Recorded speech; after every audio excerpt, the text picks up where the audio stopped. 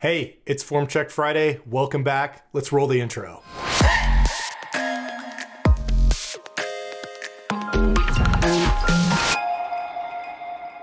Hey, welcome back to Form Check Friday. I'm Paul. Thank you guys for joining me. Thank you to everybody, as always, for submitting your videos. Let's get into it. For those of you joining for the first time, I haven't seen any of these, so we're gonna go through them. We're gonna experience this magic together, and hopefully we're all gonna learn something. So let's get into it. Okay, we got 41 years old, 320 squat at 240 pound body weight. All right, that's a good squat. I just decided to transition from starting strength to the radically simple intermediate program this week. Had been doing starting strength since April, never lifted before. Thanks for your time. He's on the 2-day intermediate program. Okay, cool. So I believe you submitted a video last week. I think we saw a deadlift. We're gonna check out the squat. And as always, I usually watch a couple reps, get a feel for it, and then we'll get into the details and pick apart the form. So we got a nice glare coming in there. It makes you look majestic. Okay, depth looks pretty solid. Let's see. Okay, so what is this? We do a triple here. All right, so let's go back and we'll break down the first part, the upper half of your body. It looks to me, it's kind of hard to tell because of the low camera angle, but it looks like you've got the bar pretty close to the right place. It might be a little high on your back. Hard to tell. Stance, also kind of hard to tell. You got a bunch of posts from your R3 in the way, but let's assume it's mostly correct. Feet, well, yeah. Looks like toe angle is probably right. All right, so let's go back and watch the descent here.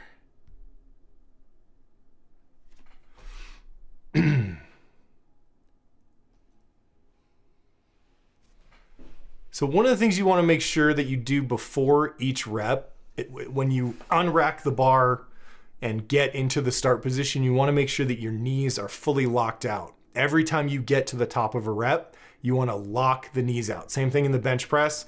When you get to the top of a bench press, you want to make sure your elbows are locked. Because when they're locked, you're not gassing your legs or your arms as much as you were or would be if they were bent. So you want to make sure that the lockout position is a place for you to rest a little bit, catch your breath, get your composure, and go down into the next rep tight and prepared. If you don't fully lock out the joint, then there's this sense of urgency that you have to get into the next rep quickly because your legs are starting to get tired. So not a big deal, easy fix, just make sure your joints are locked. All right, so we'll go back.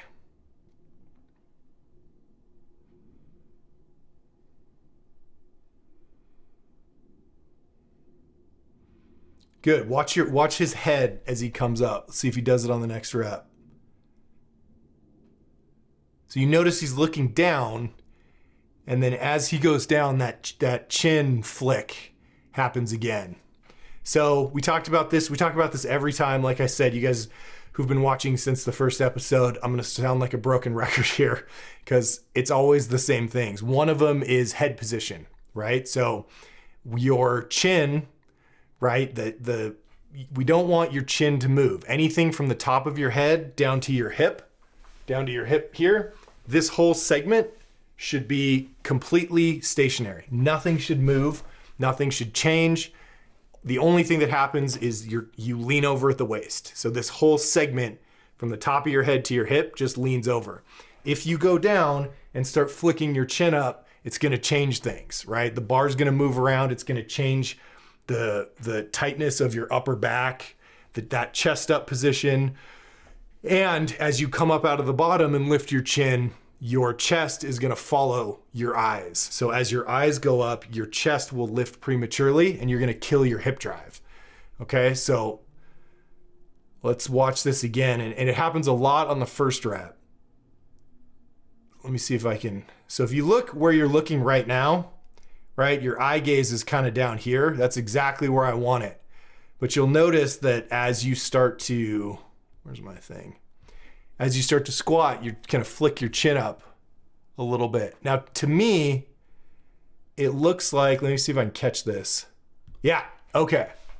So it looks to me like that bar is a little too high on your back, right? Looks like, and I may be totally wrong about this because I'm only working with one angle, but it looks like it's kind of on top of your traps, like up here. And what we want is for it to be just below the spine of the scapula.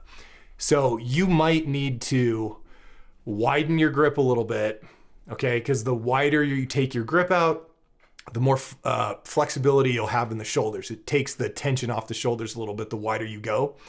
So maybe take your hands out a little bit wider and get that bar down lower on your traps, okay? Or on your posterior deltoid. So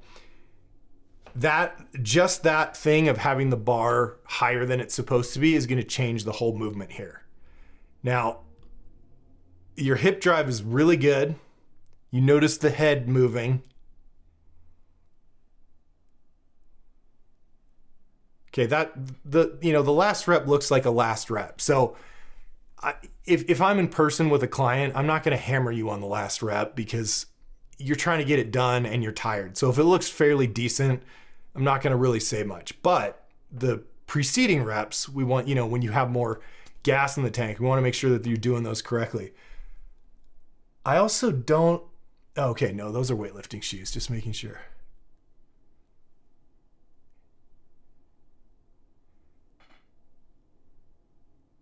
So part of the reason that you feel inclined to lift your chin like that is because, and this is adding more evidence to my theory that that bar is too high up on your back, is because if the bar is high up on your traps below, so above where it's supposed to be, right? Again, right below the spine of the scapula, as you focus on driving your hips up really hard, you're gonna change your back angle a little bit more. It's going to become more horizontal. And because the bar's too high, it's going to start to roll up on your neck more than it would if you had the bar in the right place. Okay. So, and then when you start to feel it rolling, in order to prevent it from dumping over your head, there's this natural inclination to lift your chin up and sort of catch the bar as it wants to move up onto your neck. Okay. But the cost you pay for that is that when the chin comes up, the chest lifts and you kill your hip drive. Okay, so overall, your bottom position, your depth, all of that looks pretty good. Let me catch this knee slide, see if we got any of that in here. I mean, overall, this is a decent squat, and the good news is, a little bit of knee slide. So you want to focus on getting your knees. Yeah, okay. So I'm jumping around a little bit here, but let me see if I can catch this. Okay, so your knees got to about here, right? By the time you're roughly halfway down-ish, right? Your knees are here. And if I push play, you're gonna see them kind of slide forward to here, which means you didn't get them as far enough forward as they needed to be.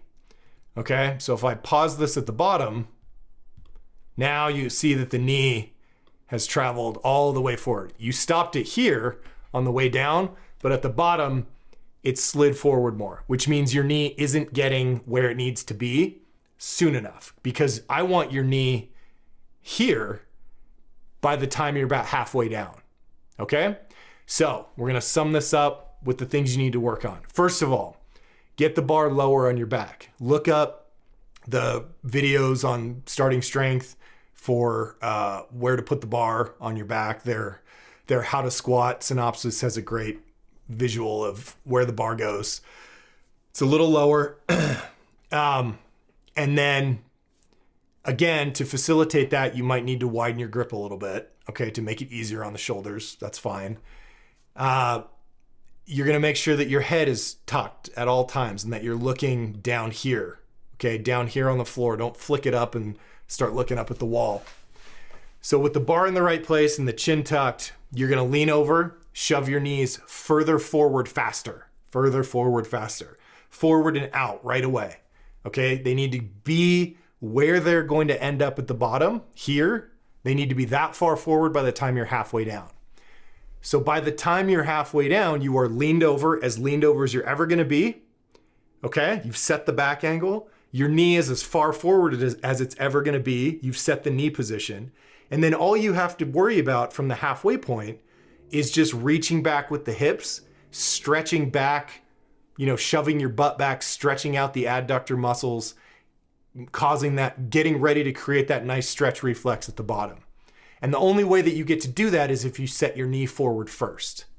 Otherwise, as you go down and the knees slide into position, the position they need to be in for you to not fall over, right? The momentum of the movement is going to carry you forward instead of sitting back. So by the time you're, let's see if I'll catch it again. By the time you're about here, right? Roughly speaking, knee should be closer to here. Okay. You need to be a little bit more leaned over, right? Your back angle is kind of here. I want you a little bit more horizontal, which will happen automatically when you get that bar in the right place. And you can see that your weight is kind of back on your heels a little bit too much, right? I can tell that the pressure on your feet is actually more towards the heel than it should be. And that's because you're starting to sit back without pushing the knees as far forward as they need to go.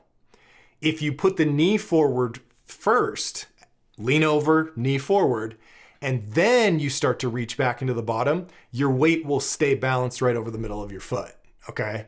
In this position, you're back too far, weight's on the heels, and to compensate as you get to the bottom, everything's gonna slide forward, and instead of bouncing off your hips, right, you're gonna bounce off your knees, and over time, that's gonna piss your knees off, okay?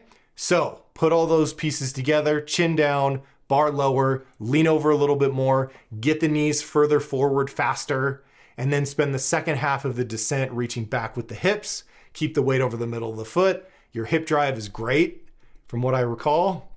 And yeah, sufficient hip drive. You're keeping your back angle on the way up, just lifting that chin a little bit. Fix all those things. I mean, I know it seems like a lot, but these are actually very common minor details. So just correct those, and this will be a great squat, and you're gonna end up lifting more weight. So hope this helps. Thanks for submitting. On to the next one. I think we got like 6 today. So next guy. Or girl, who knows? 300 for 5, PR, congratulations. I hope I don't rob you of this. From Monday's session, thanks for your help. All right, let's see. It's always the worst when someone feels like they got a PR and then you're like, no, that was 6 inches high, doesn't count. All right, here we go.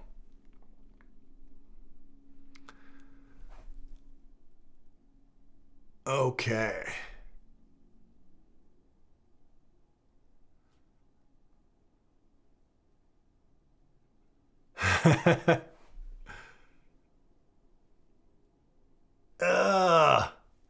Okay, these are a little high. So, overall, not bad. Is this 5 or 6? I'll have to count that next time. Okay, this is a really good example of if you watch this rep. I wonder if I can make this bigger. Hey, cool. If you watch this rep, I believe, if I'm not mistaken, he's going to go down and he's going to try and come up without hip drive. It's not going to work that well, and then he's going to start driving his hips. I could be wrong, but let's see. Yeah. Okay, so I caught that.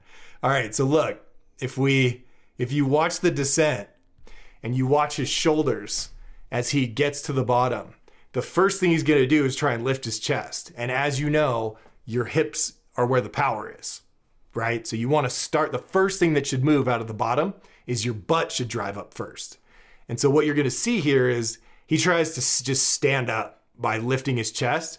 It doesn't go very well because you don't have a lot of power that way. And then he's going to remember that, and then you're going to see his hips move. All right, so just watch this. Chest, hips, right? It's very quick. But as soon as he realized he didn't have any gas trying to do it the wrong way, he remembered, oh wait, I got to shove my ass up. And then he got up, okay? So good example of that happens all the time, especially towards the later reps. All right, so let's go back and break down the details here. Upper body looks good. Bar position looks good. Knees look pretty good. Yep. All right. So the depth on these is a little high, unfortunately. So let me see if I can catch if I can pause it right. Oops. Right where I want it. Okay. So real close here. You may have actually got it on that one. So we're just looking at depth right now. Yeah, that one you came up a little too soon. Yeah, so this play button's in the way, but top of the kneecap, hip crease. You can see that the angle here is just kind of like a little, you want to think about it this way. If I walked over to you at the bottom of your squat and I dropped a marble right on your thigh, right? I want to know which direction it's going to roll. If it rolls towards the knee, you're not deep enough. If it rolls back towards the hip crease, that's what we want. So you're like right at parallel, right? Like you might even get this past a ref, at least one of the judges at a powerlifting meet, but you're a little tight. You need about 1 more inch of depth to fully take advantage of that stretch reflex at the bottom. Okay. So your stance width, I think, looks pretty good. So a lot of times people have a hard time hitting depth because their stance is too wide. It just makes it impossible. So your stance, I think, is pretty good. It's just a matter of finishing the rep by sitting down. On the way up, it looks like you're driving your hips and maintaining that back angle pretty well. You're lifting your chest a little soon, at least on that rep. That one was way high, okay? And see, the problem with when you squat high, very counterintuitive, okay? Because people think, hey, if I cut my squat off 2 inches high, maybe my coach won't notice, which I will notice.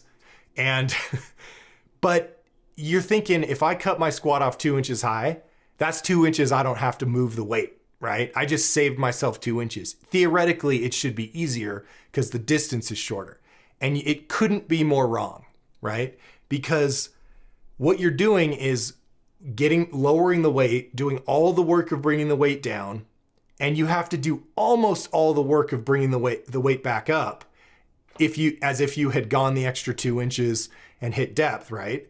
You got to grind all the way back up, but you're not getting the bounce, right? Because if you don't sit all the way down, you don't fully stretch the muscles of your posterior chain, and you don't get that stretch reflex. You don't get that rebound that helps you spring back up for the first couple inches. So the worst thing you could do in the squat is take it all the way down to exactly parallel and then just grind back up, because you're doing all the work and you don't get any of the help, no boost from that stretch reflex. If you had just gone a little bit deeper and finished the stretch, particularly in the adductors, right, your groin muscles, you're gonna get a little rebound and it's gonna help spring you up for the first few inches out of the bottom of the rep, right?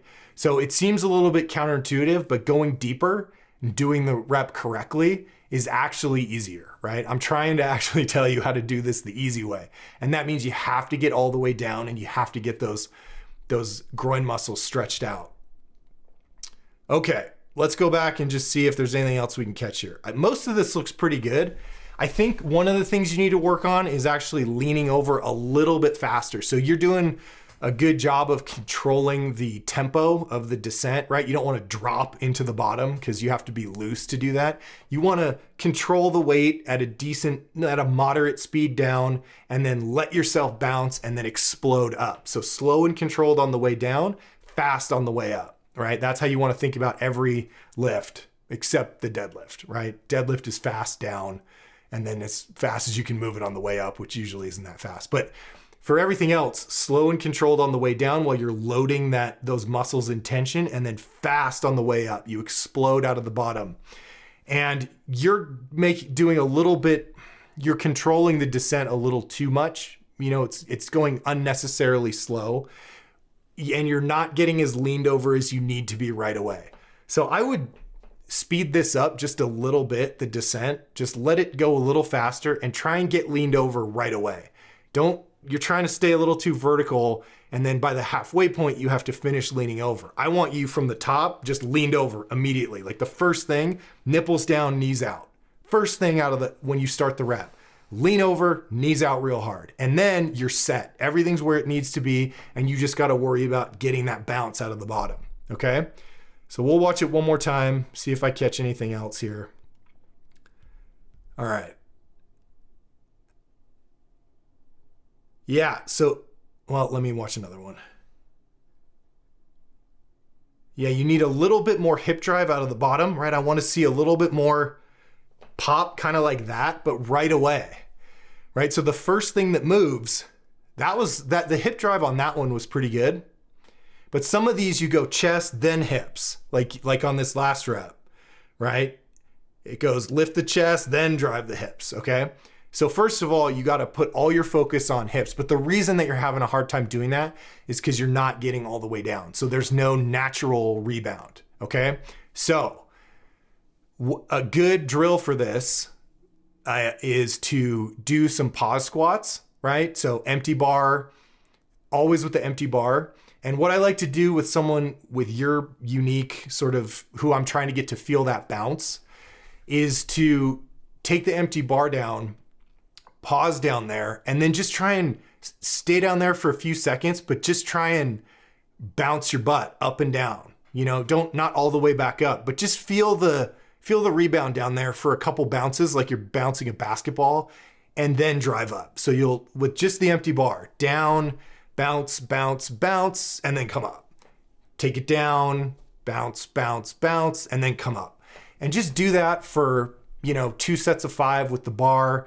You can even do it with your first very light warm up with weight, just so you get the feel of where that bounce is in the rep, because it's a little lower than where you are now. And then as you work up in heavier and heavier weight, you want to feel it, right? You want to look for it. Now, again, a lot of times clients say, look, when 405's on the bar, I don't feel much bounce. And that's totally true.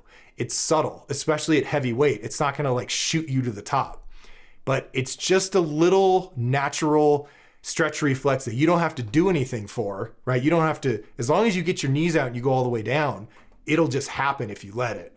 So it's still there at heavy weight. It's just pretty subtle. So work on those. Everything else looks pretty good. Remember, the first thing out of the bottom, right, is hips first. So don't lift your chest up, just drive the hips. But again, I think if you just get a little bit deeper and focus on feeling that bounce, you'll be nailing this. So overall, very good set. This looks great, and thanks for submitting. Work on that, post up another video in a week or two, and we'll check it out. All right, moving on. Jen, okay, I think we got a lady, which is good. We're mixing it up. Okay, she's like totally I feel like she's trolling me with this massive American flag. Like, I have an American flag in my gym, but it's tiny compared to this thing. This is a huge American flag flex. Also, one of the nicest home gyms I think I've seen. I mean, that's a beautiful platform. It's stained wood. There's a cutout for a rubber mat so that you have some grip.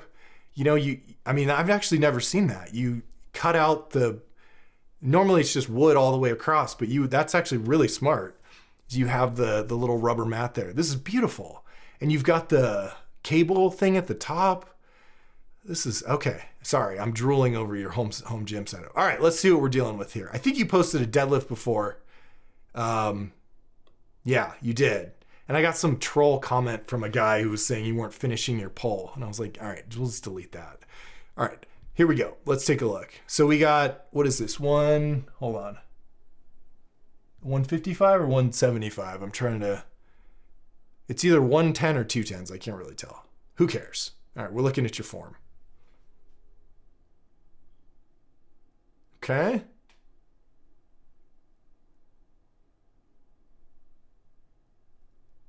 All right.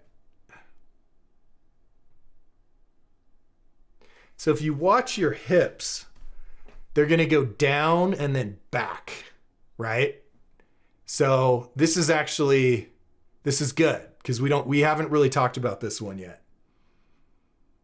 All right.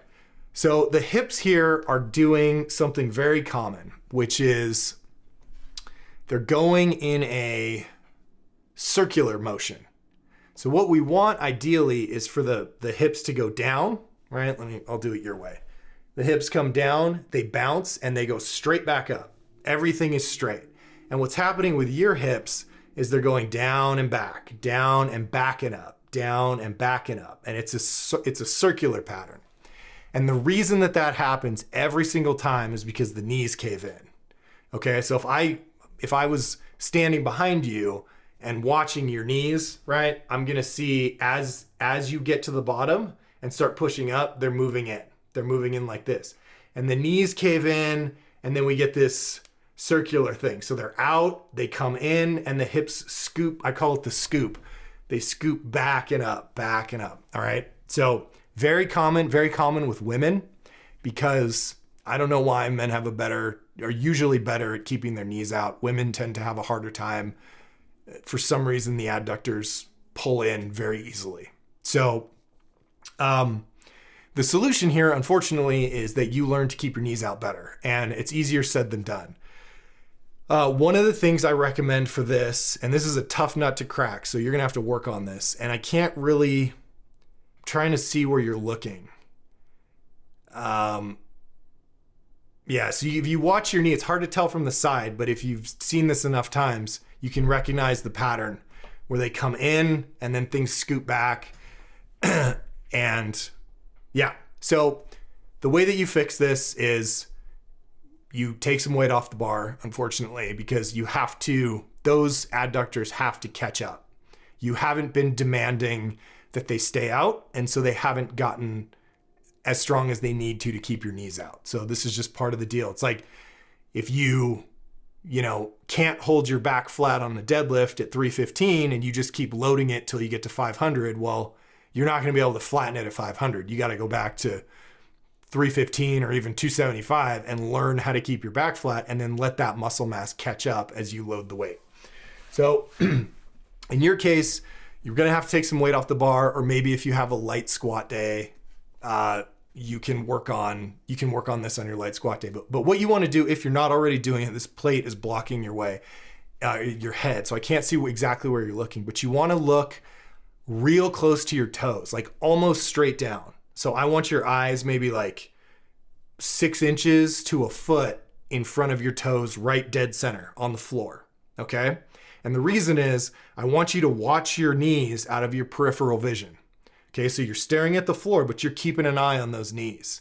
And you're gonna do this on every rep with light weight, because you gotta practice this. You need to build this connection between your brain and your knees, okay?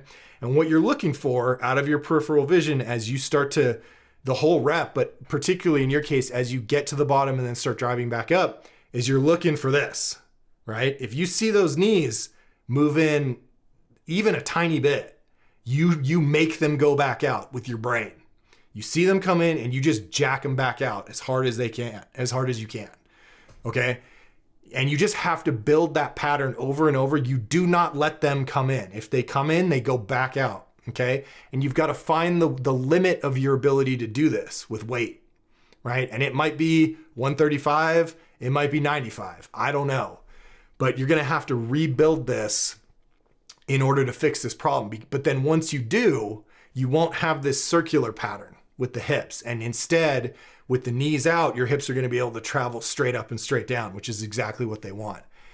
Because the weight distribution and the whole movement changes when the hips go back, the back angle becomes more horizontal, the bar starts to roll up on your neck, and it's all caused by this one error with the knees. So that's the big thing. Let me, the bar, in your case, again, I don't know. I'd like to see this from behind, but you might even have the bar a little too low on your back, which is a thing. Let me see if I can catch, looks good. No, that looks pretty good. I doubt it is. And it looks like it's staying relatively, in the right place.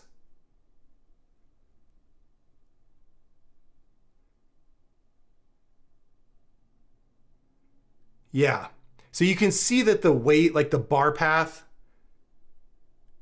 the bar path is kind of all over the place. It's not a straight line. And it's because of this circular motion where the hips are going back and then the bar has to come back to stay over the middle of the foot. And then you drive your butt up and it shifts a little bit forward. And you're also having a real hard time maintaining a flat back here. You can see it has like a very subtle arch or softness to it. And that again happens when the hips go back and up and the bar rolls up on the neck a little bit.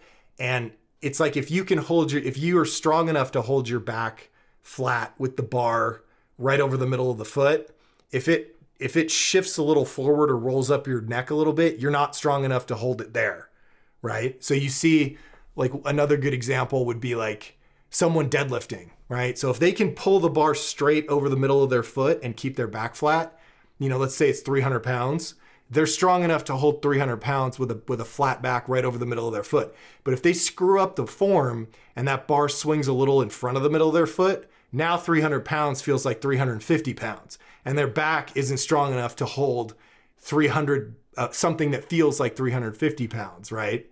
So this little arch in your back here would be resolved by eliminating this circular thing and just keeping that bar right over the middle of your foot. So let me see if I can sort of summarize, aside from the knees.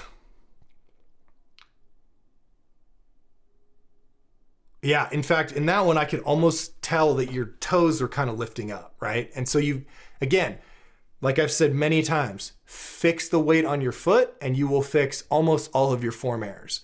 So if you didn't even pay attention to anything I just said about your knees and you just insisted that for the entire rep, the weight was balanced perfectly on your heels and your toes, right? Pressure gradient, perfectly even. It never got more on your heels. It never shifted to your toes. If you just made yourself fix that, this would be a perfect squat, okay? So you can always start, this is my tip for everybody, right?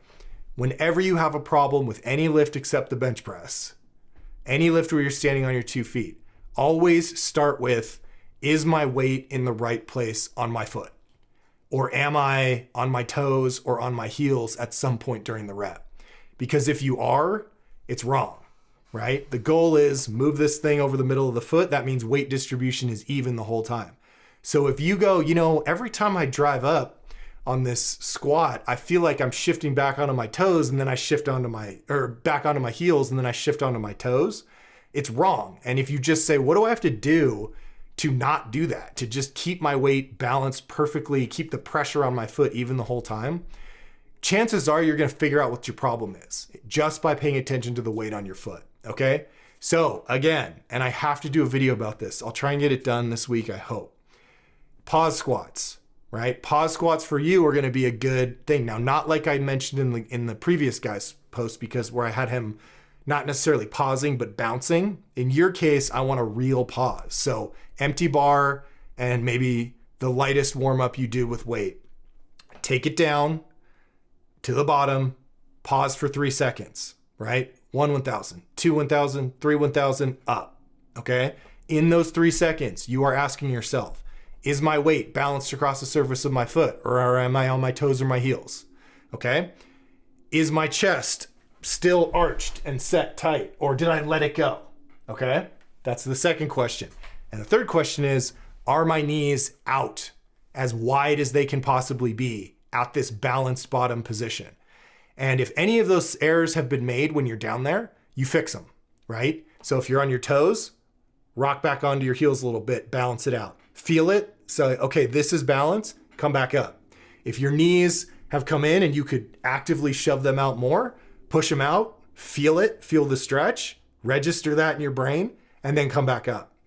If you've rounded your upper back, right, fix it, chest up, feel it, and then come back up, right? And then from that point on, this is a game you play with yourself. Can I go right to the bottom of the squat and not have to fix anything, not have to shift around or adjust anything? Can I just go to the bottom of the squat and be perfectly tight with everything, knees out, balance, chest up, all that, and then just come back up, right? And so As you do these, if you go down on one rep and you go, oh man, I was on my toes that time. Okay, next time I'm gonna try and get back on my heels a little bit to balance it out. Or last time I got down there, my knees weren't as out as they could be. So this time I'm gonna go down there and really try and like overdo it, shove my knees out as hard as I can. I do this before I squat every single time, just to remind myself, this is what the bottom feels like when it's correct. And I'll do that for my empty bar set and maybe with 135, 3 seconds. And then I'll go into my normal warm-ups. But it's a really good way of embedding that correct tight bottom position. Okay, so work on that. The rest of this looks good. This is really your main error here. And let me just see how your depth is, because again, maybe a little high on that one. Let's see. Well, again, this all ties, see, it's always one thing that sort of affects everything else. So the problem with knees coming in is that it blocks you from hitting depth, right? Because your hip pointer kind of smashes, or your thigh smashes into your belly. And so you feel like you're at the bottom, even though you feel like you couldn't possibly go any lower, because you can't, because your hip is, or your thigh is smashing into your belly. So you feel like you're stuck. But if you had just shoved your knees out a little harder, there's room for you to drop down a little lower. So I'm not even worried about the depth thing, because that'll take care of itself once you focus on those knees out. When you're filming yourself, again, watch for this circular thing. We want hips straight up and down. And one of the cues that for someone who does this, one of the cues that works well sometimes is to think about what we're always hammering the hip drive. But in your case, for someone who's kind of driving back and up, I also want to cue, don't drop your chest, okay? Don't lift it, because lifting it will kill your hip drive, but don't drop it, right? Just keep it up. So as you get to the bottom, if I was standing behind you, I would be screaming knees out hard. And then I would say, keep your chest up, right? Because I'm not worried about you with the hip drive. You've got the hip drive. I'm worried about you driving your hips up, scooping back and letting the chest drop. And if you just focus on keeping the chest up, that may be enough to correct this circular thing. Okay, that might just cue you to fix everything that needs to be fixed in order for you to keep your chest up, which is the same thing as focusing on the weight on the foot. Doing what is necessary to keep the weight centered over the middle of your foot requires you to fix all the things I need you to fix. Okay, thank you for submitting. I am now going to go buy an even bigger American flag than you, and we're going to get into an internet fight about who is more patriotic. All right, next up, let's see what we got here. How many? We got 3 more. Okay, I'm lagging here. Anoop. All right, haven't seen you in a little bit, so let's check out what's going on here. All right. Bar looks good. Stance looks pretty good. Heads down. We fixed that before. Good job. Okay.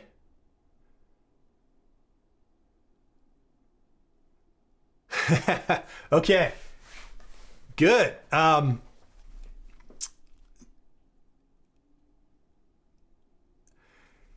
So if you guys want to see, now you are going too deep, and we'll correct that problem easily. But if you guys want to see what I'm talking about in terms of, does YouTube let me like fast forward? Where's my, I think I have to let it play once through. Okay, so, all right. Do I now have control of this? No, I just have to like click on it. Okay. So too deep, my man. And let me see if I can catch the pause here and point this out to you. All right. So, the depth is top of the kneecap and crease in the hip, right? So we're way down here, right? And I want more of kind of like this happening, all right?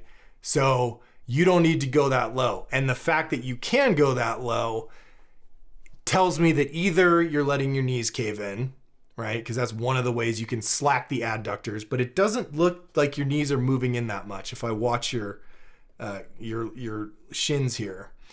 To me, it just indicates that your stance is too narrow, okay? So think about your legs, your adductor muscles like rubber bands on a slingshot, right? You shove your knees out, you reach back with your hips. We're stretching out those rubber bands. These are the muscles of your inner thigh. So if I had you, and your stance width will determine where those muscles or rubber bands hit the limit of their stretch. And we're trying to get those rubber bands to tighten up and hit their limit right at the bottom, right an inch below parallel. Okay. And so imagine that I told you to move your feet apart as wide as you possibly could and squat. Is there any way you could drop your butt below the top of your kneecap? With your legs out like this? Absolutely not, because your feet are so far apart, those rubber bands tighten up as soon as you unlock your hips. They just pull tight because they're not that long, right? Now, if you bring your feet all the way in so your heels are touching, you can squat all the way down and touch your butt to your heels, and those rubber bands will never tighten up because your stance is so narrow. So for most people, heels shoulder width, toes pointed out 30 degrees, will set the limit of the stretch from those adductor rubber bands right at about an inch below parallel where we want. So sometimes people are bendy and we have to go wider or narrower to accommodate this, but for most people, shoulder width. And in your case, since you can take the bar all the way down that low, I suspect that your feet are too close together.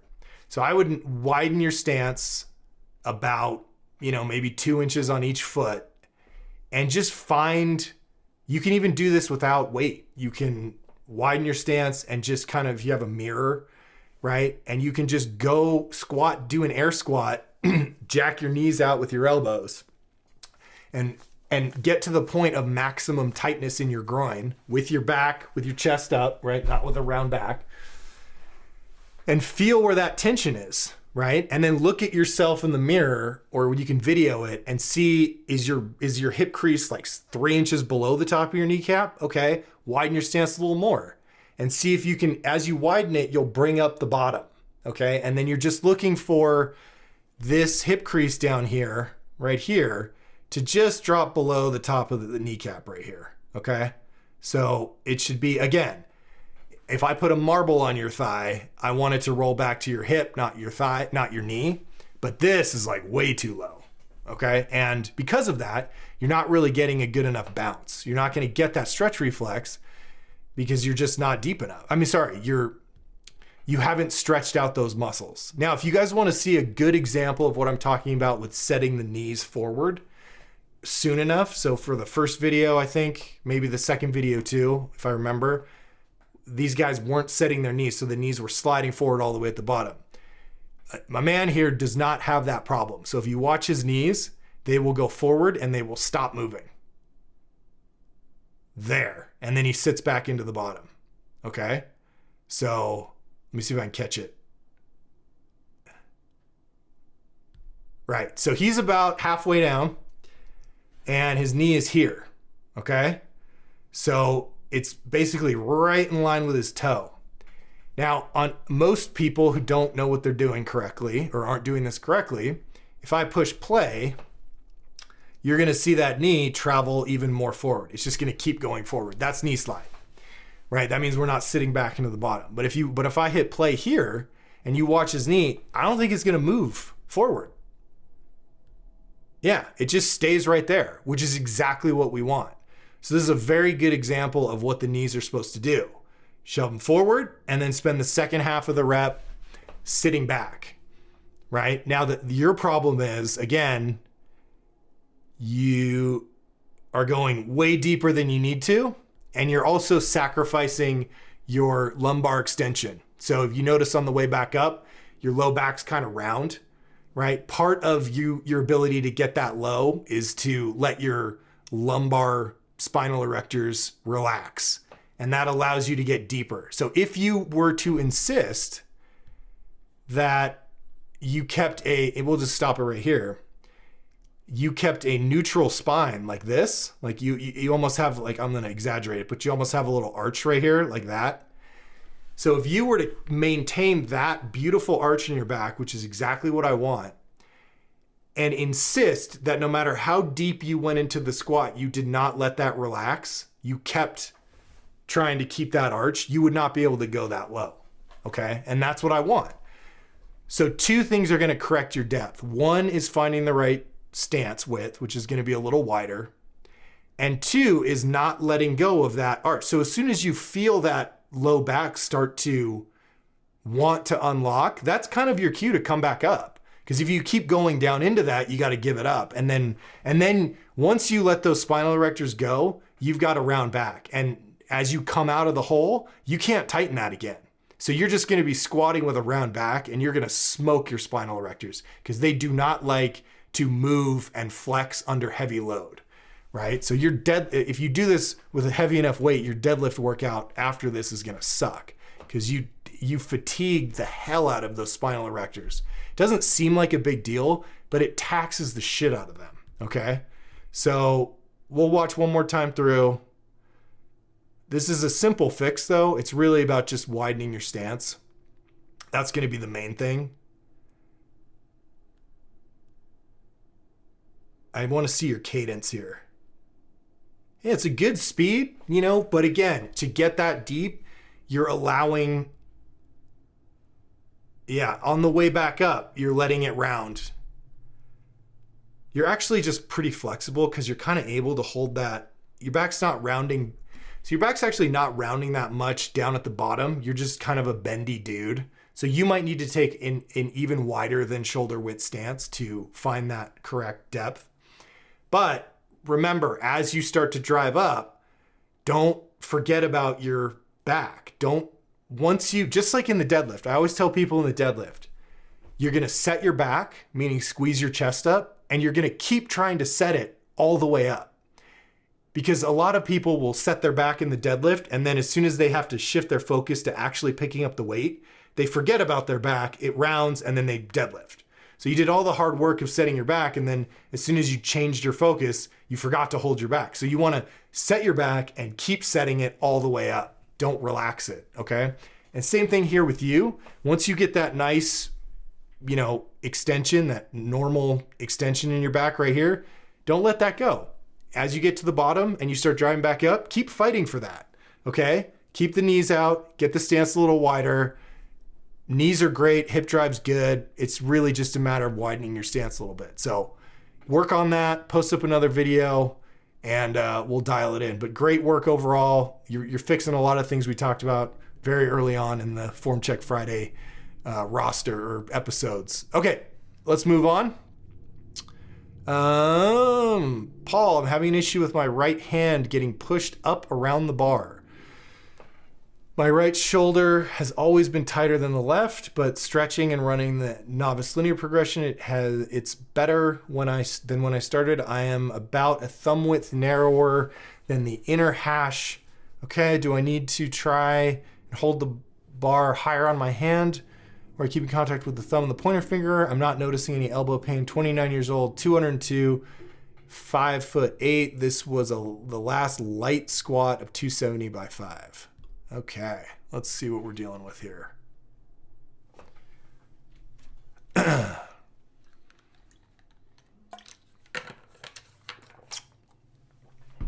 say your right hand? Let me double check that.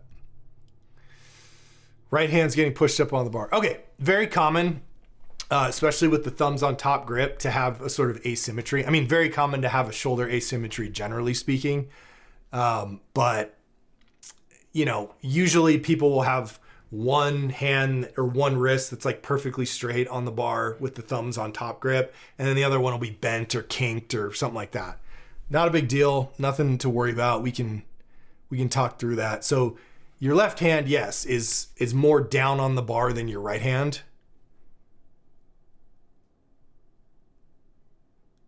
Okay. Well, these look a little bit high. Let's see if you get better. Yeah. See if I can pause it and catch that bottom. Yeah. Now, I think your depth's pretty good. I think if I was standing there, sometimes, again, depending on the...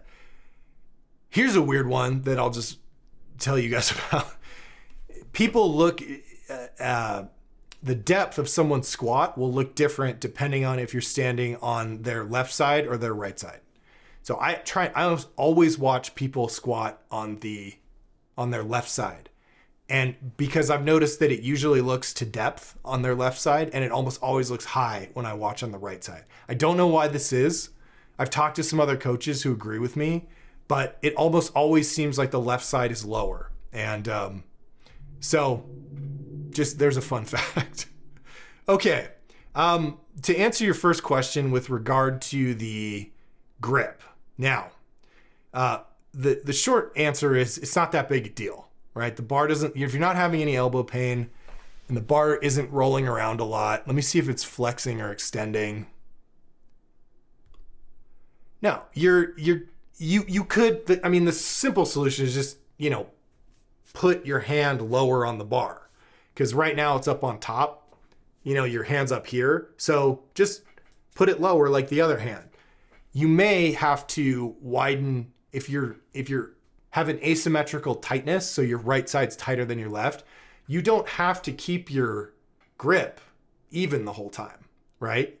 You can widen your right hand.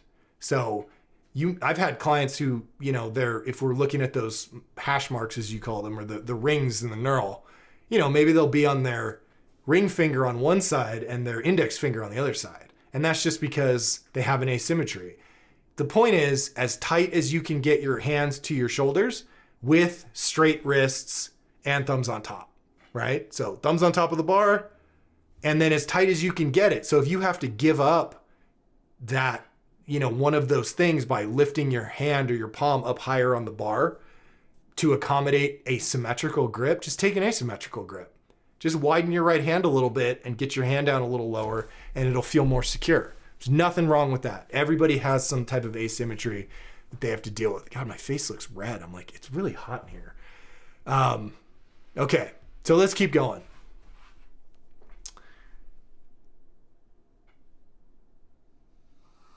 I mean, overall, this is a very good squat.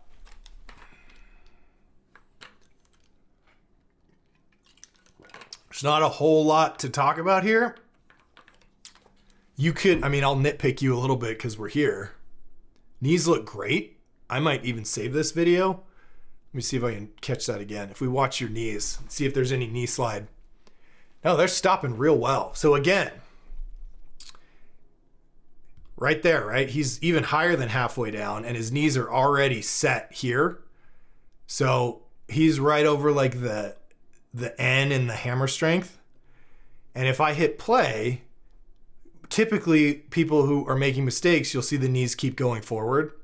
But if we just watch his relationship to this N mark right here, and I hit play, his knee kind of just sits there. I mean, a little bit more, but yeah, you're doing a very good job leading with the knees. Head, beautiful head position the whole time. Your chin doesn't move. Upper back is tight. Like nothing, if you guys watch, like nothing in this entire segment here changes. It doesn't deform. His elbows don't move around. He's not flicking his chin up like that, or his head. His knees are set. It's slow and control. It's a great cadence down and up. He's controlling the weight, but not going unnecessarily slow. Getting tight. Yeah. I'm going to have to save this squat to show people. I've been keeping a record of some of you guys so I can show my online clients, like, hey, do it like this. Okay. So since you're here, we talked about the hand thing. Again, not a big deal. Don't worry about that. I think if I had to nitpick and wanted to leave you with something that would help you, and again, it's more of a mental thing than there's no form error with your squat. All I would say is you could be a little bit more dynamic with the bounce. So you're doing a great job of controlling this. But that transition from going down to going up is a little bit too steady for what should be a rebound, almost like a drop and a rebound. Okay. So if you think about, you want slow and controlled all the way down, right? And then right about 2 inches above the bottom, you're gonna let it go, okay? So not completely loosen up, but you're gonna bring it down, right? And right above, like right above parallel, you just kind of let it speed up a little bit so that you can sink into that bounce and catch the rebound. If you just maintain this perfect cadence all the way down and all the way up, you're not really tapping into what's available with that stretch reflex. You have to kind of let it happen. So control it, so slow and controlled, and then right above the bottom, you sink in, the whole thing should speed up, right? Just for a second, that transition from down to up with the hip drive, that pop should be faster than the descent and the rest of the ascent, if that makes sense. So really, that's all I would say, is you're just kind of being too careful here. Like that could be a little bit more dynamic. That one was better. Let's see if we got one more. Yeah, it's almost like there's a very tiny pause that you're putting in there. You're going down to the bottom, like a split second pause, and then you're driving up instead of taking it down and then letting it bounce. So slow, slow, slow, fast, and then explode up. Okay? That's really the only thing I'm going to nitpick you for here. And it's just to it'll make the whole lift more efficiently. And you just need to think about that. Keep that in your head. Don't worry about down. Gravity takes care of down, right? So you don't have to worry about that. And if you keep your knees out and you let yourself bounce, you don't have to really worry about the stretch reflex. It'll just happen naturally if you let yourself kind of drop into it. And then after that stretch reflex, that's where you got to hit the button. So all your focus is on anticipating that explosion out of the hole. Once you feel the stretch reflex, the hips dip down and then start to pop up, then all your effort that you've been waiting for, this is your moment. You just go. Drive your butt up to the top as hard as you can. Slow and controlled on the way down, drop into the bounce, and then catch the spring up and drive under it, and you got it. Beautiful squat. Thank you for submitting this. Some good things here. Okay, we're gonna do one more, our final one. I think we're doing 6 this time. We're already at an hour. Oh no. No, okay, that was my post, sorry. I thought there was someone after this. All right, I made it in time, new to the sub, welcome. Just finished the book last week, thank you. 34 years old, 240 pounds, 4th week of the SS Novice Phase 1, okay? First time weight training. Here's 205 for 5. Have some elbow tendonitis, not sure if it's from squatting. Yes, it's always from squatting, or splitting wood. Okay, I take that back, maybe it's from splitting wood. Greatly appreciate any form of feedback. Here we go. New guy, love it. All right.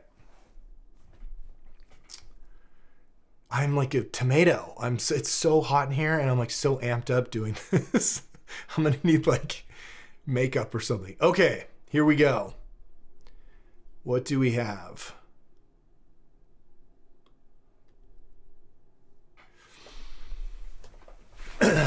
All right, slow it down, buddy. Hang on.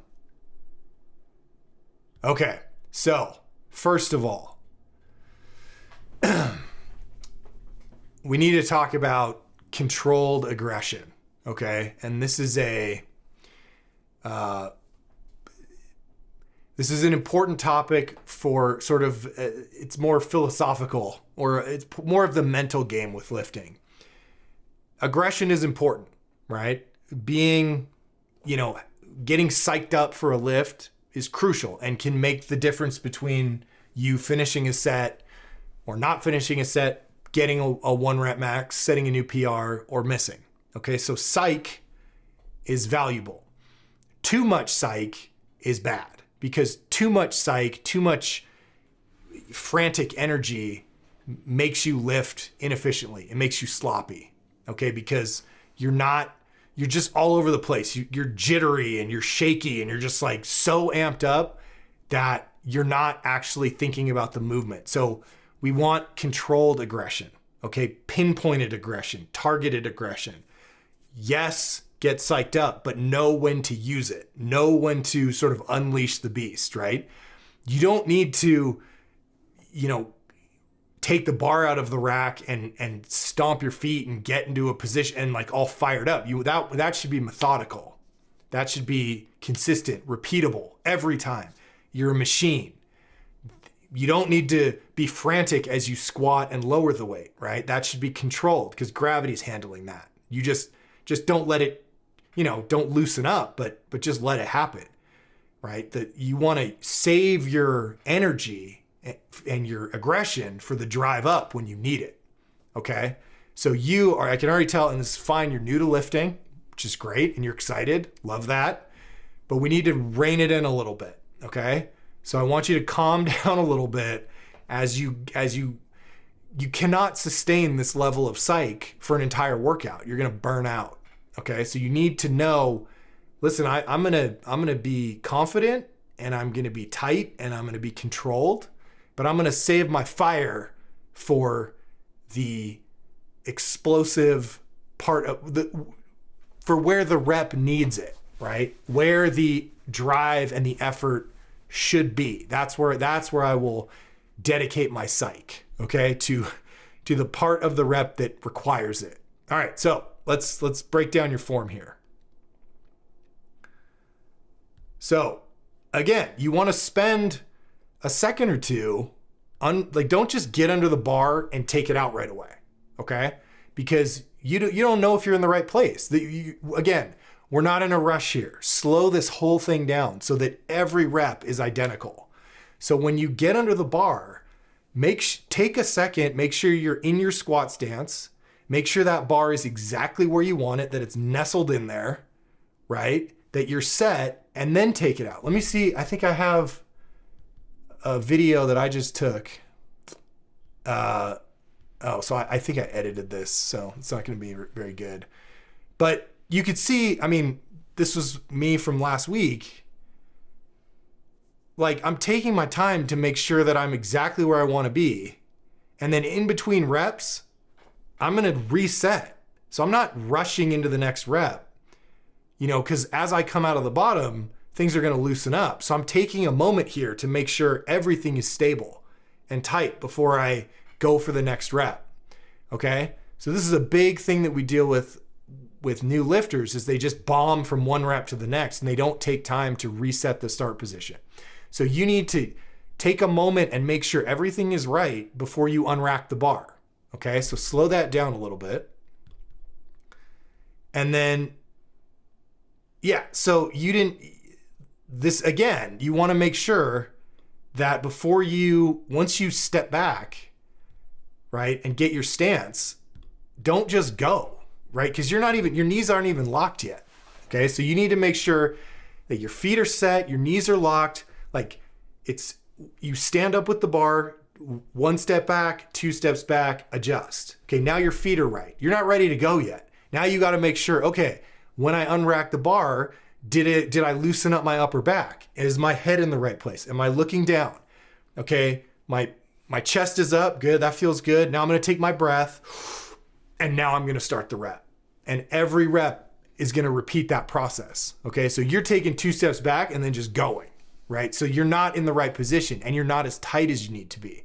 So step back, take your time, make sure you're focused, set, and tight, and then do one rep, come back up, and take time again to get back in that start position.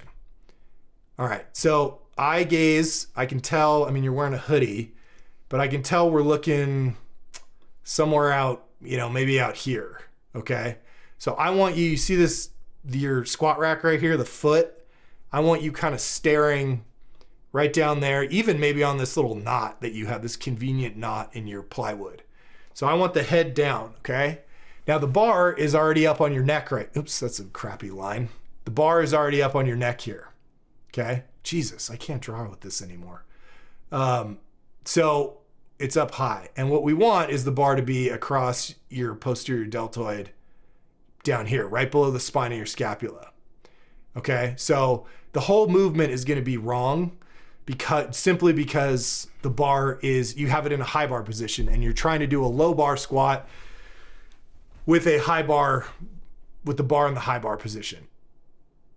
Okay, we've got, that one wasn't to depth. and again, like we talked about, if you watch the first, I think it was the first guy in this, it was over an hour ago, he's kicking his head back like this because the bar is up on his neck and he's trying to not have it roll over his head, right? So he has to lift his head every time. So the chin position needs to be fixed on the ground, right? So you're not looking up. All right, we got a lot going on here. So I'm going to try and it's all happening real fast. So I'm going to try and break this down a little bit. All right. So the bar needs to be lower on your back. You need to take your time here. Okay. Your stance is okay. I probably would turn your heels in just a little bit. All right. We want about 30 to 40 degrees with the toes. Okay. Now, as you go down, the head is coming up. Right? So the head, you're holding a tennis ball here.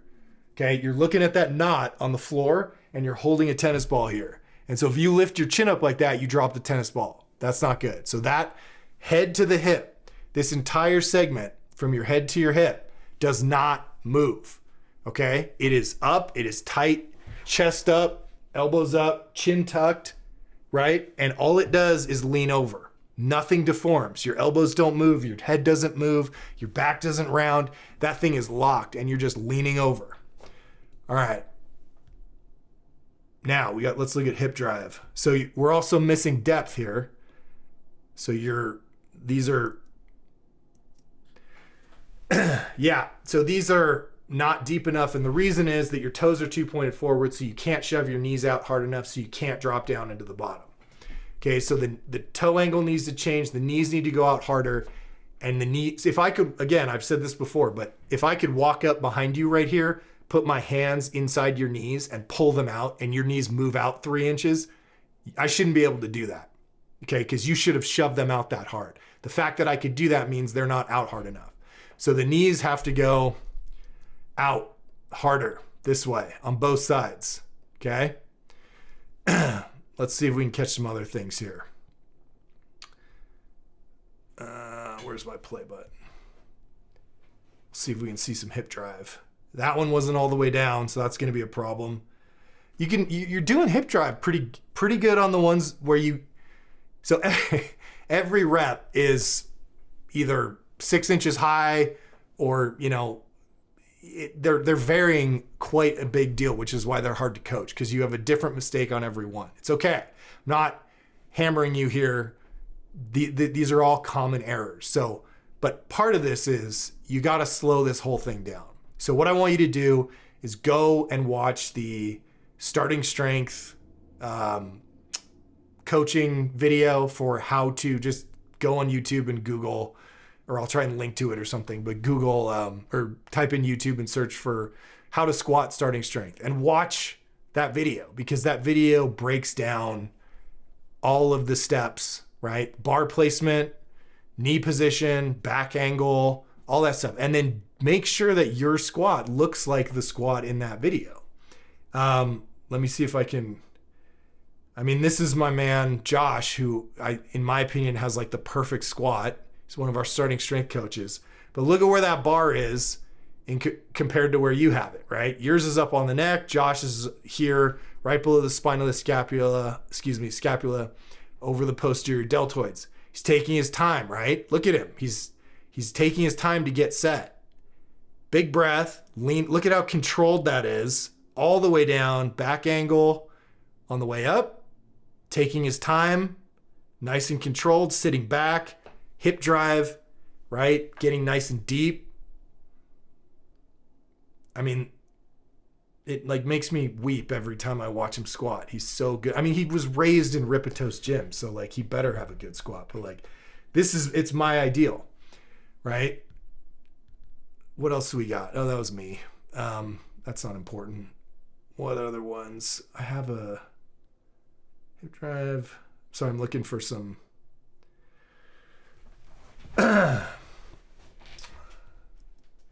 That's the deadlift. I thought I had a squat thing in here for you, but I guess, where's the knees in the squat? Let's see if I can just flip through these. No. Where's that guy? There we go. Okay, that's what I was looking for.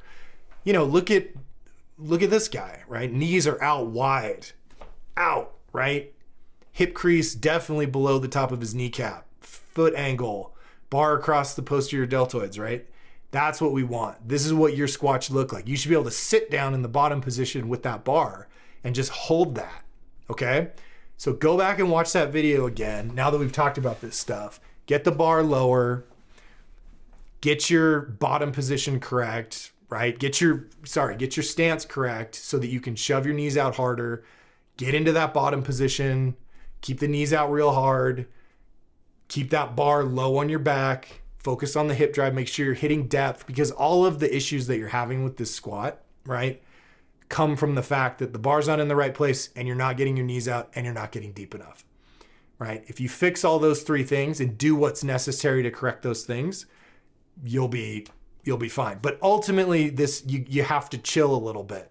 You're a little bit too excited about this, and because of that, like, you're going too fast through the set to actually correct any errors, right? To actually think about, like, when you did a squat and you're like, did you notice that you came up and your weight was on your toes? If you just bomb into the next rep, you can't process that and go, hey, you know what? That felt wrong. Why did that feel wrong? Well, it felt wrong because my weight shifted to my toes. Okay, so let me try on this next one to sit back on my heels a little bit and see if you can have that conversation when you're locked out with your knees locked at the top of the rep, and you can try and make, again, I tell people all the time, it's not a set of 5. It's 5 individual reps. You just don't rack the bar. Treat each rep as its own thing and take the time to get yourself back into the correct start position and evaluate one rep to the next and see if there's something that needs to be fixed, so that if I'm working with a new guy like you and I get one good rep out of a set of 5, that's great. That's all I expect, right? If one good rep, great. Next time we're going to try for 2 good reps. So you're going to be working on these lifts for the rest of your life, right? So don't expect that they're all going to be perfect right away, but practice the correct form while things are still light, right? Because if you adopt a bunch of problems and you just keep loading weight on the bar, you're going to hit an early stall, right? So if you're running the novice progression and you're not fixing, and you're just, rushing through every set and not fixing the errors and accumulating problems, sure, you might get up to the point where you can squat 225 or 275 or 315, but you're going to hit a ceiling because it's going to catch up with you. The errors are going to bite you in the ass, and you're going to be like, oh, and then you're going to be sad. Like, oh, I thought I could squat 315. So I used to have guys come in my gym all the time and they'd be like, I've been doing the starting strength novice progression and I can squat 365 for 5.